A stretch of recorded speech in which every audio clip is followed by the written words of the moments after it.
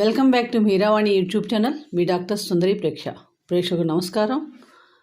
మనకి ఆదివారం సప్తమి తిథితో వస్తే కనుక చాలా గొప్ప యోగం. ఎందుకంటే ఆదివారానికి అధిపతి సూర్య భగవానుడు, అలాగే సప్తమి తిథి కూడా ఆయనకే అది దేవత.